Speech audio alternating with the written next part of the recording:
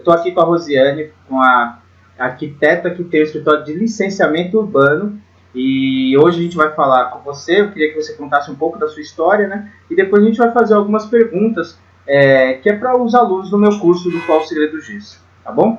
Então, Rosiane, conta um pouquinho da sua história aí, depois você vai falar um pouco do seu escritório, né? E pode começar a contar a sua história aí, fique à vontade. Tá bom. Eu primeiro quero agradecer a oportunidade de compartilhar minha história com vocês, né? Então, obrigada pela entrevista. E a minha história é um pouquinho diferente da história, pelo menos, dos meus colegas, por exemplo. Porque a grande maioria dos meus colegas saiu do ensino médio e já foi fazer arquitetura, ou tem um arquiteto na família. E eu fui bem diferente, assim, porque eu saí do ensino médio, eu não sabia o que eu ia fazer, eu acabei prestando vestibular para administração de empresas, acabei nem indo ver o resultado, e fui morar fora, morei fora por 2 anos, e só lá, na verdade, é que eu resolvi ser arquiteta. Porque na minha casa não tem nenhum arquiteto. Na minha casa, todas as pessoas resolveram fazer direito, por exemplo. Então, o pessoal é da área de humanas, mas nada ligado com construção, assim. Então, eu nadei em águas diferentes aí da família toda. Quando eu voltei é que eu decidi realmente ir para esse lado. Eu morei em Chicago, na verdade, e Chicago tem uma tradição arquitetônica muito grande. Também lá eu fui muito exposta à arte, né, e em artes em geral. E quando eu cheguei aqui, eu já cheguei com isso na cabeça. Foi quando eu fiz Mackenzie e me formei. Eu trabalhei com interiores, na verdade, um certo tempinho, um tempo pequeno, em alguns escritórios, né? Então, o escritório da Vanessa Trade, que é aqui no centro, um escritório também Marici Borges, que é no Morumbi, para depois já tentar a vida de arquiteta autônoma. E aí encontrei a minha amiga, encontrei não, né? Na verdade a gente conversou e resolveu fazer uma parceria juntas. E hoje a gente é parceira e a gente não tem assim trabalhado em reforma, na verdade. Tem feito um trabalho de licenciamento urbano, como eu estava falando para você, né? Que é um trabalho tem um nicho permanente. E é isso, basicamente, a minha história é um pouco menos óbvia do que... como todo mundo que... Todo mundo começa, eu imagino, né, alguns colegas meus que são arquitetos, eles começam já seguindo e trilhando esse caminho já no colegial, né, já ama tal, arquitetura. Você não, você foi lá fora e se apaixonou por arquitetura, né, porque pela teoria você teria que seguir o que sua família, né, todo mundo advogado e tal, enfim. É verdade. Aí você viu a arquitetura, se apaixonou e acabou seguindo essa linha. Eu sei que licenciamento urbano não é fácil, né? Até a gente estava conversando e você estava falando sobre isso. Conta um pouquinho como que é. Tá, na verdade, o licenciamento urbano, a gente lida com alvarás, né? Então, alvará para reforma, alvará de certificado, por exemplo, de acessibilidade. Então, você lida com órgãos públicos, principalmente a prefeitura. Quando a gente lida com órgãos públicos, é necessário saber que você precisa não só entender de leis, mas entender também de pessoas, porque a gente vai lidar quase que na totalidade com os fiscais da prefeitura, por exemplo. E eles são extremamente atenciosos, eles são muito... eu acho que bacanas é uma boa palavra. No entanto, eles são extremamente inteligentes, assim, exigentes, digo. Então, qualquer coisinha que tiver diferente no projeto pode fazer com que eles reprovem esse projeto. Então, você como arquiteto ou como responsável vai ter que voltar muitas vezes ali vai ter que falar muitas vezes com o fiscal e vai dar retrabalho, enfim.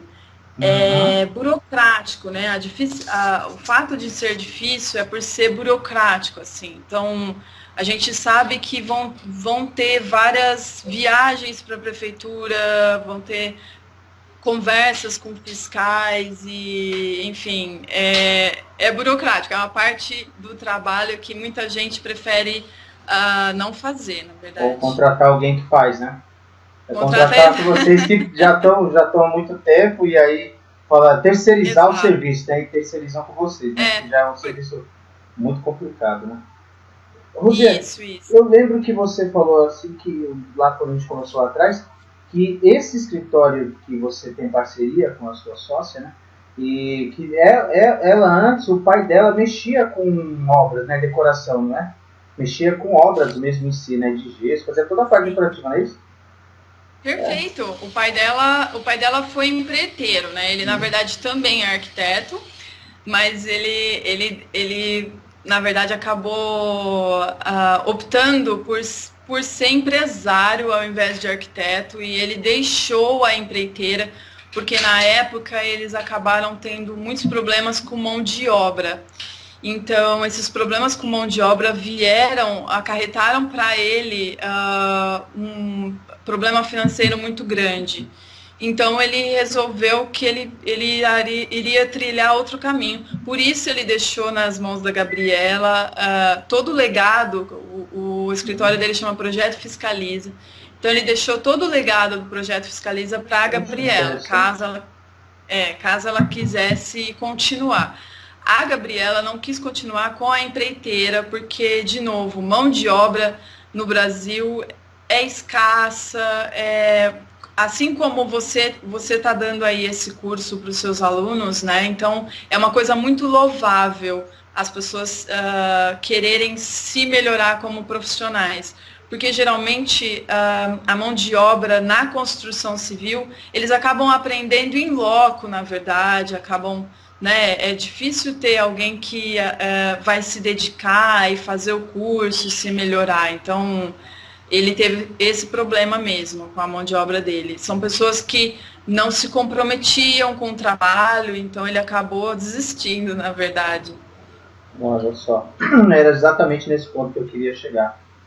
E assim, o objetivo dessa nossa entrevista, dessa palestra que a gente está fazendo aqui, é mostrar o ângulo de visão do arquiteto de o que ele pode passar para os alunos, que ele possa, o cara que está começando agora no gesso, ele possa ter uma visão de arquiteto. Lógico, ele não estudou como arquiteto, ele não vai ter as técnicas do arquiteto, ele não vai fazer projetos que nem o arquiteto, mas ele vai ter um pouquinho de visão de como que você pensa na hora que você chega num projeto, num cliente, entendeu?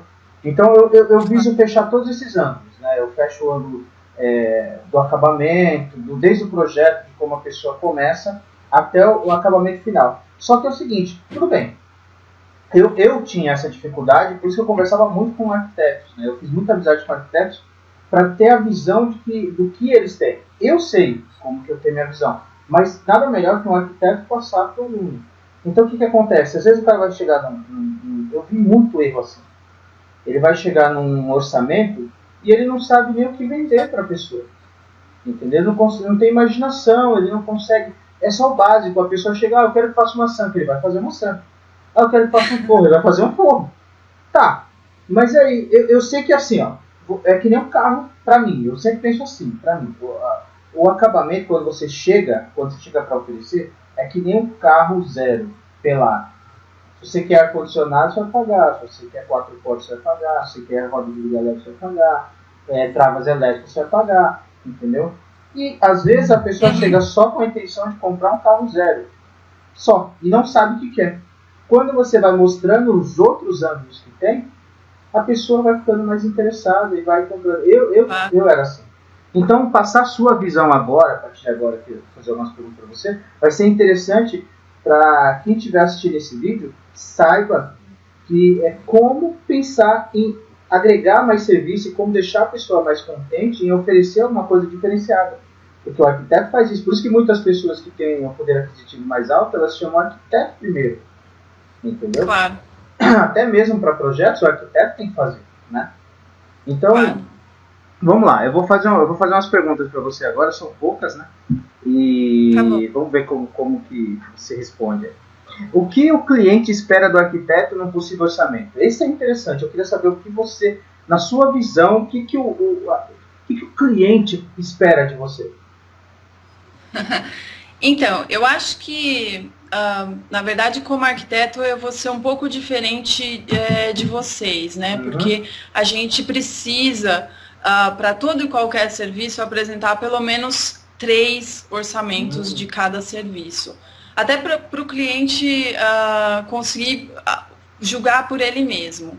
Obviamente que eu, como profissional, vou trabalhar com os profissionais que eu conheço, que têm boas referências. Então, o cliente espera de mim o quê? Que eu apresente um orçamento cujo fornecedor vai cumprir o prazo, tá? O fornecedor vai cumprir o orçamento, então ele vai falar, olha, vai custar X. No final da obra, ele não vai chegar para o cliente e falar, então, mas custou X mais Y. Isso pode fazer com que eu me queime como profissional e te queime também como profissional. Então, nós dois, eu e o meu fornecedor, a gente tem que caminhar juntos nesse sentido. Tá? Por quê? O cliente nem sempre, muitas vezes, e você, como pessoa também, você vai ver que isso acontece. O cliente nem sempre vai optar pelo orçamento de valor mais baixo. Até porque, se eu apresento um orçamento, aliás, 3, tá? 3 orçamentos eu vou apresentar, e um deles tem um valor muito baixo, isso vai gerar uma certa incerteza no cliente. Ele vai falar, pera, mas tem 2 aqui que estão mais ou menos iguais. O outro está muito abaixo, ou seja, esse profissional não é do mesmo nível que os outros 2.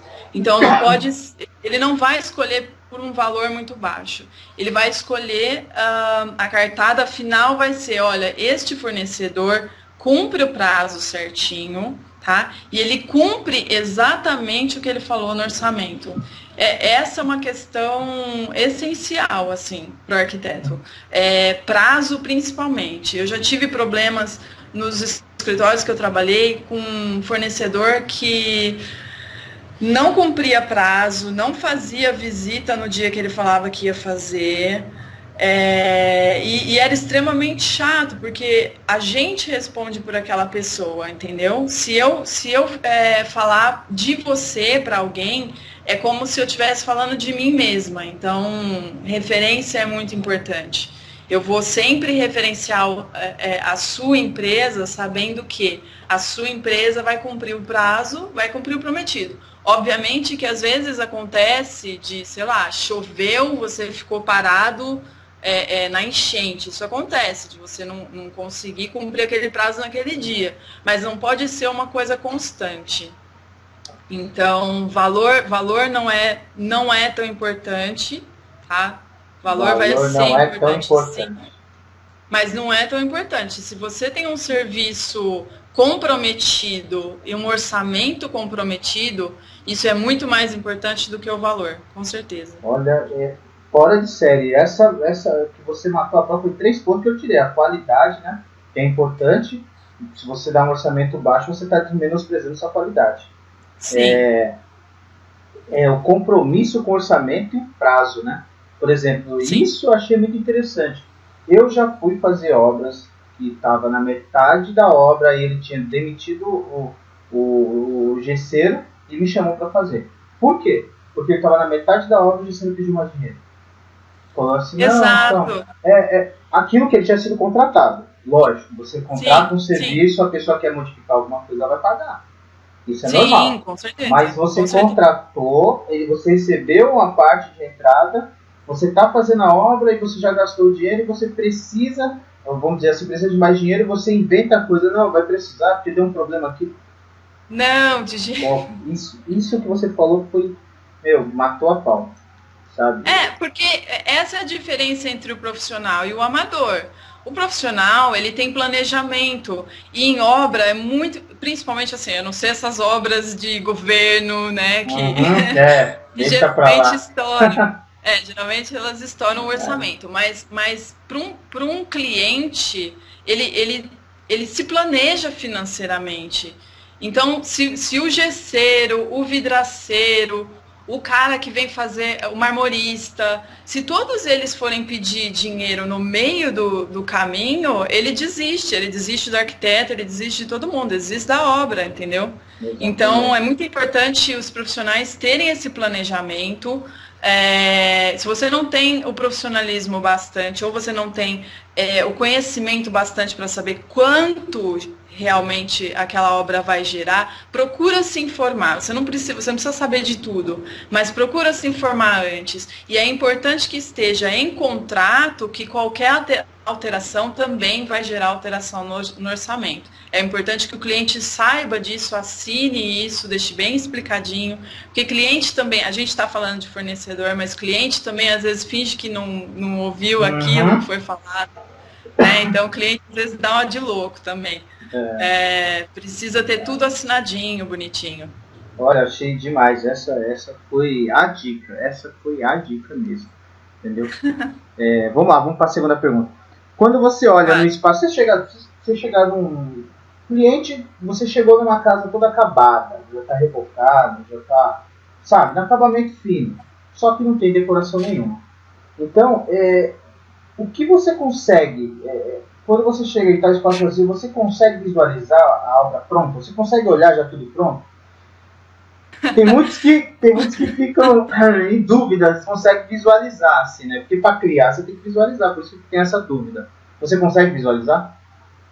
Sim, na verdade esse é um exercício que eu acho que é o exercício mais legal para o arquiteto fazer. É o exercício que a gente mais gosta de fazer. É olhar um espaço e ver a potencialidade daquele espaço, né? Então eu adoro chegar num lugar, às vezes até nem obra pronta, às vezes é um galpão, e eu adoro chegar e imaginar aquele local de uma forma diferente. É como se fosse cena de um filme. Você tá vendo uma coisa e eu tô vendo outra totalmente diferente.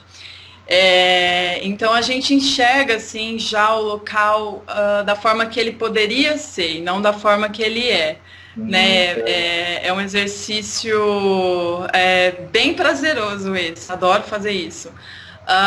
Você perguntou se dá para imaginar a obra acabada. Sim, dá para imaginar a obra acabada. E vocês, depois que vocês terminarem o curso, no caso os seus alunos, né, eles vão conseguir fazer isso também, né? Eles vão conseguir chegar e enxergar onde que vai ser bacana colocar uma sanca, por quê, onde vai ser legal iluminar. No caso, eu não acho que eles precisam ter a visão do espaço todo, porque o arquiteto, junto com ele, vai trabalhar, né? Vocês vão trabalhar juntos, e ele, na verdade, tem essa liberdade de discutir com o arquiteto, falar, não, eu acho que, de repente, aqui, principalmente você, que você já está no mercado há muito tempo, eu acho que dá para você virar e falar, eu acho que a gente pode iluminar aqui e aqui.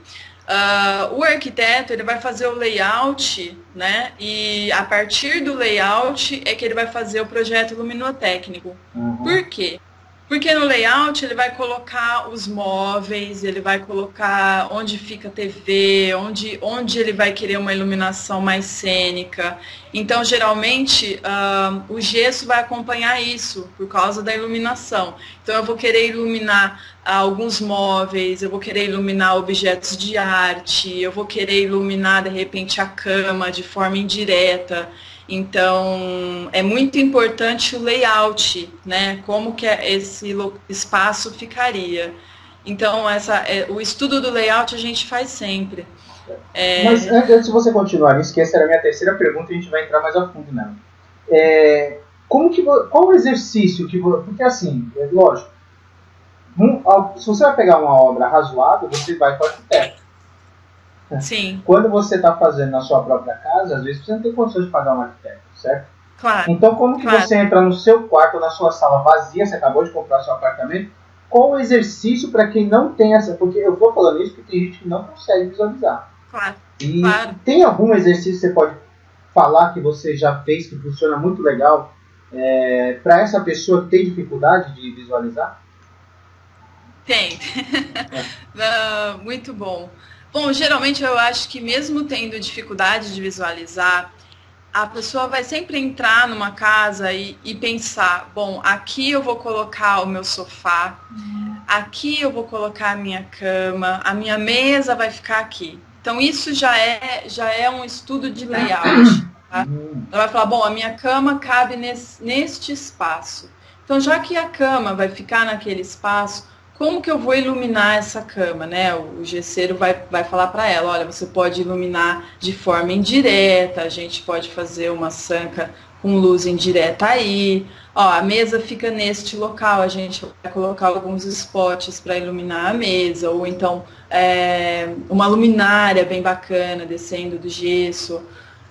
Eu acho que basicamente é isso, é imaginar onde ficariam os móveis, onde que ela entende que vai ficar mais confortável para ela. Ó, eu lembrei de uma cliente minha. Inclusive ela é professora, gente finíssima demais. Ela não é arquiteta, ela tinha dificuldade de visualizar, só que ela sabia exatamente os móveis que ela queria. Então ela comprou a casa, ela queria uma casa, ela comprou a casa com base no espaço da casa. E antes dela mobiliar, antes dela mudar, antes dela fazer qualquer decoração, ela começou a ir em lojas de imóveis, né? E começou a olhar os móveis que ela queria, e se cabia. Ela levava uma treninha, era engraçado, porque ela levava uma treninha, ela até fez uns vídeos uma vez, mostrou. E aí ela media os móveis e falava, vamos ver se cabe. Eu gostei desse, ela visualmente ela achava que cabia. Mas ela não sabia como que ia ficar o ambiente. E aí ela foi na casa dela, com os móveis que ela tinha anotado no papel, tal, tirado foto com as medidas, ela ia lá e fazia marcações no chão com fita crepe. Entendeu? Da distância do móvel e como que ela queria se encostasse ou não na parede. E aí ela começou a marcar e ela escrevia com giz. Aqui é o sofá, aqui é tal, aqui é isso. Sim. Quando eu cheguei para fazer o orçamento lá, ela falou assim para mim, olha, eu não consigo visualizar nada.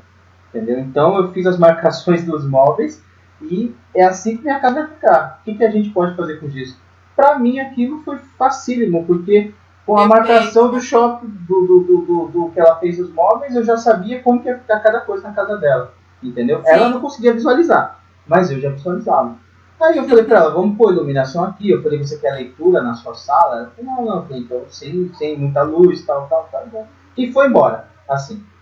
Então, eu achei interessante. Eu achei que isso era um exercício que ela fez individualmente, assim, sei lá, fez fazer, ninguém falou nada pra ela assim. Sim. E eu falei assim, poxa, de repente isso alguém eu pensei que talvez isso ensinasse na sua faculdade, que faz arquitetura, para quem tem muita dificuldade, né, muita medo de visualizar. Eu achei o máximo, eu devia ter filmado, né? Achei. Eu acho é exatamente isso que a pessoa tem que fazer. São os móveis e a disposição desses móveis, né? Como ela quer que fiquem esses móveis de acordo com o espaço que ela tem na casa dela. A partir daí você vai conseguir fazer seu projeto luminotécnico. E na verdade o que você fez foi um projeto luminotécnico sem colocar no papel. Como você já tem uma prática maior, você já sabia o que poderia ser feito, entendeu? E legal. fazer essa execução. Tá perfeito, é exatamente isso. Caramba, que show. Agora vamos entrar na parte do orçamento. Ó, então, vamos dizer assim, suponhamos, tá? Que o gesseiro ele tá começando no ramo, ele vai fazer um orçamento, e a gente sabe que a parte de luminotécnica que você falou, né? Olha, eu uso expressão bem pobre mesmo que a gente usa no comum, que é a iluminação. Mas eu achei interessantíssimo o termo técnico que você falou.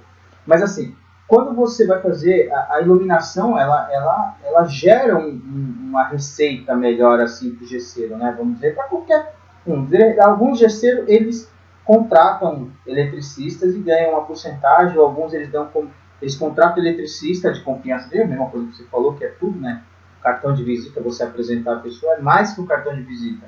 Eu digo que equivale a muito mais que um anúncio, muito mais do que um cartão de visita. É uma indicação direta, a venda praticamente é fechada, 80%. Então, assim, quando você vai fazer um orçamento, o gesseiro, ele sabe que a parte de iluminação, porque assim, o dono da obra, isso foi uma pesquisa que eu fiz pessoal com muitos clientes meus. O dono da obra, quando ele não tem condições de pagar um arquiteto, porque quando ele paga um arquiteto, ele está sossegado. O arquiteto se responsabiliza por todas as áreas. Ele precisa acabamento de pintura, acabamento de gesso, tá tudo. ele fica responsável por isso. Então, os problemas que tá, ele vai conversar direto com o arquiteto. Quando ele não contrata o arquiteto, ele contrata o gesseiro direto, então ele fica assim receoso, porque o que ele quer? Ele quer o gesso, ele quer a parte elétrica, ele quer a pintura. Mas ele não tem tempo de ficar brigando com os três. Só que ele também quer desconto. Então o que acontece? Se ele contratar cada um separado, o volume total sai muito mais caro. Né? Isso é normal, porque cada um vai dar seu orçamento. Quando ele consegue pegar um profissional que consegue fazer os três, ele consegue um desconto, certo? Então, tá. Com base nisso, o gesseiro está começando. Talvez ele saiba fazer, hoje, aprendeu comigo, saiba fazer a obra, porque já fez na sua casa, já aprendeu e tal. Consegue até pintar, mas ele não consegue vender a iluminação. Né? E aí entra você. Essa é a parte. Como que você consegue fazer o cliente amar suas indicações de iluminação direta? Como é que você pensa? Como que você chega assim e fala, eu vou oferecer isso e isso em determinado lugar? Vou oferecer, se ele quiser, ótimo. Vai custar mais, mas o cliente fica mais contente, eu sei disso.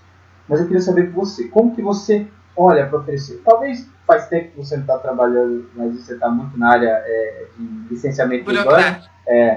Mas eu acho que você ainda tem alguma coisa para dar para a gente aqui. Claro. Bom, você falou tudo. A pessoa começando, ela precisa de uma coisa muito importante. E talvez não só começando, eu acho que isso a gente precisa o resto da vida da gente, que são contatos. Então é muito importante o gesseiro, o eletricista, pintor, é muito importante que um conheça o trabalho do outro, é muito importante que o gesseiro conheça vários eletricistas e conheça o trabalho dessas pessoas, né, para saber e montar um portfólio dele. Então, olha, eu trabalhei com Ulisses, eu trabalhei com essa pessoa, então eu tenho o conhecimento do trabalho dele, ele fez isso, isso e isso, eu posso te indicar com propriedade, entendeu? Então, contatos vão ser sempre muito importantes, porque foi o que você disse, o boca a boca é muito mais importante que o cartão de visita. Eu conheço profissionais que não anunciam, eles não anunciam em local nenhum, em lugar nenhum, e nunca para de trabalhar, nunca deixa de ter trabalho. Ele acaba de sair de uma casa, ele já tem a outra logo em seguida, ele quase não tem folga, ele já tem a outra logo em seguida para fazer. Por quê? É um profissional extremamente cuidadoso, comprometido. Então, logo que ele sai de uma casa, aquela pessoa daquela casa vai falar, nossa, eu tenho a pessoa X para te indicar. E aí ele já vai saindo e já vai fazendo. Então, contatos são muito importantes. Eu acho que essa é uma dica que eu daria para todo e qualquer profissional que quer desenvolver. Então, o contato é muito importante, eu acho. A pessoa tem que realmente investir, tá?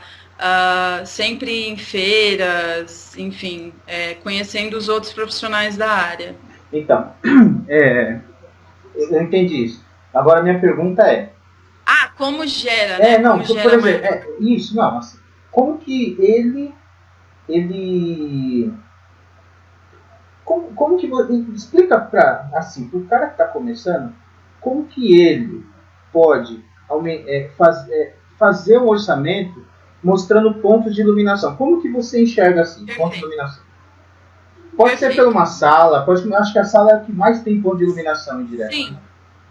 Se ele tiver, se a sala já tiver aquilo que a gente falou, o layout, né? Aí fica fácil para ele, porque ele vai iluminar os pontos de maior interesse. Então, objetos de arte, ele vai iluminar.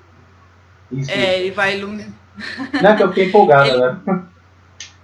Ele vai iluminar objetos de arte, ele vai dar uma iluminação direta, por exemplo, na sala, gosta de trabalhar muito com rasgos no forro, né? Porque aquela iluminação muito branca que vem na cara do cliente, isso para a sala não é legal. Para a sala é legal você criar um ambiente cênico, né? Um ambiente mais romântico, a iluminação mais indireta. Ponto da TV eu iluminaria também, mas com uma certa precaução. Já na cozinha, por exemplo, se você tem um balcão, esse balcão é aquele balcão gourmet, sabe? Sim, é legal iluminar o bar. Isso, é legal fazer essa iluminação do balcão gourmet, né? A área de cocção também tem que ser muito bem iluminada, né? Para a pessoa saber o que ela está. Cocção? O que significa área de cocção? Onde o cozinheiro fica. Tá. Tem que estar bem iluminado ali, né? Já é uma iluminação bem diferente onde do vai que você vai fazer. Onde vai o fogão, ou essa parte tem que estar bem iluminada, onde corta as pessoas para fazer. Legal. Exatamente. Que mais? Em quartos depende do tempo que a pessoa vai passar no quarto e o que geralmente ela faz dentro do quarto. Então, eu iluminaria, por exemplo, se a pessoa tem uma bancada de estudo, essa bancada de estudo tem que ter uma iluminação adequada também para o estudo. Fazer um nicho, né? Um nichozinho comprido de 10 centímetros para iluminar essa bancada com várias dicróicas, né? Exatamente, é bem bacana fazer o nicho. Tem uma pergunta. Hoje vende muito apartamento com a parte de refeição, como é que chama isso? Fugiu agora o nome. A parte de jantar. É a parte onde vai a mesa de jantar, né? Ele é dividido em duas partes, mas não tem parede nenhuma dividindo. Nessa parte, ilumina-se bem ou luz indireta? O que você, quando você vai fazer um orçamento, você passaria o quê para a pessoa? Você venderia o quê nessa parte? Mais iluminação, menos iluminação, rasgo? Eu gosto muito de uma iluminação mais indireta na sala de jantar. Então eu trabalho com luminárias, né? Porque você tem a mesa, por exemplo, então acima da mesa eu vou ter uma luminária, tá? E em volta, geralmente, eu gosto de fazer trabalho no gesso, em volta, fazendo essa iluminação indireta, geralmente com sanca mesmo. Sei. Sabe? Ou então rasgar o gesso ali, na onde está a mesa, e fazer essa iluminação indireta no gesso. Tipo mas sempre. Mas pegar pontos focais, por exemplo, você vai pegar a mesa, não pode ser uma iluminação muito forte, muito direta. Você vai fazer uma iluminação mais cênica, com cores brandas, né? Para lembrar um pouco assim um restaurantezinho. O cliente vai ter a opção de ter uma iluminação mais forte, e isso pode ser posto também, mas não é um local onde eu vá me dedicar numa iluminação muito, muito forte, assim. A iluminação mais forte eu vou deixar para áreas de estudo. Legal, boa dica essa. Eu prefiro dar destaque a objetos de arte, por exemplo, com uma iluminação um pouquinho mais forte, com dicróica, com spot, etc. Então, áreas de jantar, geralmente luminária e rasgo no forro, iluminação indireta com certeza. Na área de TV, a área onde a pessoa vai TV não vai iluminação forte, né? Só tudo indireta, assim, mais branda, né? E exato. assim, a área de estudo geralmente indica-se aonde? No quarto? Ou se a pessoa não tem, por exemplo, a pessoa comprou um apartamento com 3 quartos, mas tem 3 filhos, 2 filhos, né? Então, eu acho que ela não vai ter um escritório, né? Então, no caso, Sim. faria uma área de estudo aonde? Onde que indicaria para fazer uma iluminação mais forte aí para a pessoa? Bom, é que os apartamentos hoje em dia têm uma metragem bem reduzida, né? Demais. Então, a gente tenta deixar uma mesinha de trabalho no quarto, esse quarto tão pequenininho que já é. Entendi. Dependendo da idade de quem vai utilizar, a gente deixa uma mesinha de trabalho, enfim, vai depender da metragem do quarto. Mas nessa mesa de trabalho você pode deixar um ponto focal um pouco mais forte ali. Ou então a gente utiliza também, eu gosto de utilizar o ponto focal e luminária também, porque geralmente a área de estudo precisa realmente de uma iluminação mais forte, né, mais direta. Entendi. Poxa, ó, fechou. Essa foi muito boa essa parte aqui. Agora eu queria que você deixasse uma dica, né? Uma dica forte aí para quem está para quem está ingressando nessa área, não de arquiteto, né, mas sim de como lidar com o cliente, vai, a visão do arquiteto de como lidar. Então, que é a dica, como ele agradar o cliente? Eu sei que você já falou muita coisa aqui que eu, como cliente, eu me coloco muito no lugar do cliente quando eu fazer um orçamento, e é música para meus ouvidos, né? Tudo é música para meus ouvidos. Lógico que a gente se planeja para comprar, mas vira uma música, quando você começa a falar, entender a cabeça do cliente. E eu sei que o arquiteto, quando ele estuda muito para entender como ele pode agradar o cliente, né? Então, dá uma dica aí referente a isso para o profissional do gesso, o que é uma dica forte de vida sua, que você fala assim, ó, faz isso. Eu queria que você desse essa última dica e deixasse aí para ele.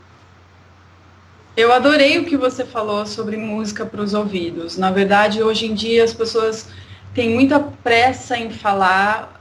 O profissional vai sair do teu curso querendo trabalhar e querendo pegar muitos clientes. Isso é extremamente saudável. Mas o que você disse de escutar o cliente é muito importante. Então, às vezes, nem em relação ao projeto em si. Mas você precisa saber como que ele utiliza a casa. Então, qual é o espaço mais importante para ele?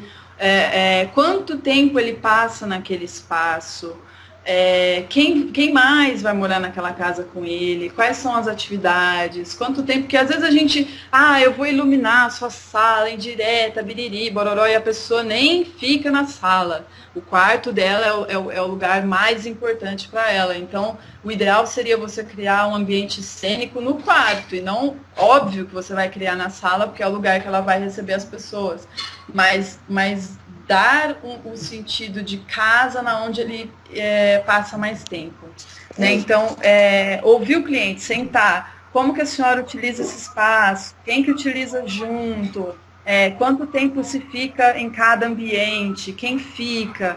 Então, principalmente ouvir. E para dar um orçamento bem dado, é preciso você conhecer um pouco o mercado, né? Então, assim, não abaixa muito. Óbvio que você vai sair, você está começando, você vai ter um valor um pouco mais amigável do que os seus amigos, os seus colegas de trabalho, seus colegas de profissão. Mas os seus colegas de profissão têm experiência, então eles sabem executar. Né? Então tenha cuidado com valores também, tenha muito cuidado com valores. Então ouvir o cliente, qual é o espaço mais importante da casa, quanto tempo ele passa nesse espaço, quem mais mora na casa e quanto tempo elas passam. Segundo, conhecer o mercado, conhecer os valores que são aplicados pelo mercado, tanto pelo cara que faz muito caro, quanto pelo cara que faz medianamente, quanto o cara que faz muito barato. Precisa saber quanto de trabalho o cara que faz muito barato tem, né? E qual é a qualidade do trabalho. E prestar atenção em você como profissional, quanto tempo você vai levar para fazer aquele trabalho? Porque uma vez que você se compromete e diz, olha, eu vou levar 7 dias, leve 7 dias. Isso vai sempre te trazer mais clientes. Não se preocupe no momento em ter um volume grande de clientes, mas sim clientes com qualidade, clientes que vão te indicar e vão te indicar sempre. Ótimo. Olha, muito bom tudo isso que a gente falou, só que a última pergunta que ficou aqui. Vem cá, como é